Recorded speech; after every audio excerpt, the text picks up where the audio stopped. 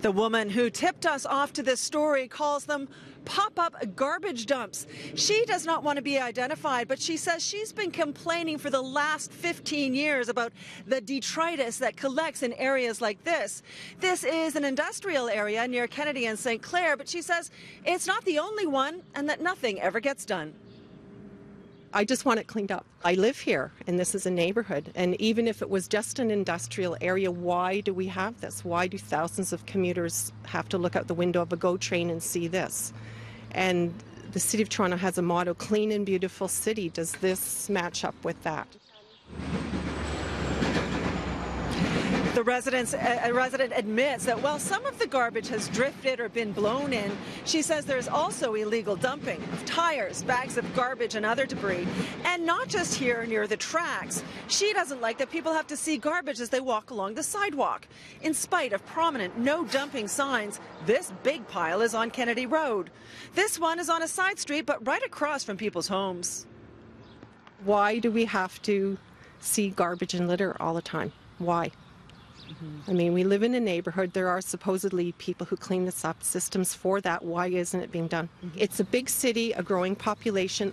They need to tackle this issue before, you know, there's areas that are looking like sort of like slums. Our tipster says the frustrating thing for her is that she says she keeps getting bounced around. She'll call and email, but gets sent back and forth between the city, the TTC, Toronto Hydro, Hydro One, and Metrolinx. She says that's very frustrating. Now, we did speak to Anne-Marie Aikens from Metrolinx, and she admits that sometimes it's hard to determine who belongs to what piece of property and therefore who is responsible for cleaning it up. But she does say definitely that this section of the rail corridor on that side of the fence is Metrolinx's responsibility. She says she understands no one wants to look at garbage. She promises it will get cleaned up, but she asks for patience for a good reason. A little bit of patience, and for a couple of reasons. One is we have 500 kilometers of rail that have lots of areas that are concerned this time of the year. So we coordinate a spring cleanup, and we try and coordinate it with our partners like CN and CP and municipalities and whoever owns that property. And we try and do that over. So we do a massive spring cleanup.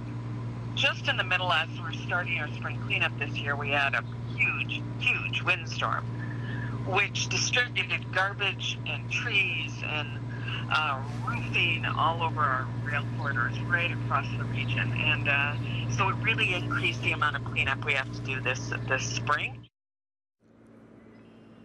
Now, the city said in a statement late this afternoon that crews do their best to keep on top of litter, and they do an annual comprehensive citywide cleanup in the spring. But they admit illegal dumping is a huge challenge because cleanup is expensive and enforcement is difficult because they have to catch the person in the act. Now, we spoke to the councillor for this area, Michelle Holland-Berardinetti. She's aware of the garbage issues in this ward. They have made repeated contact to the various agencies and say they will continue to do so until the problem is resolved.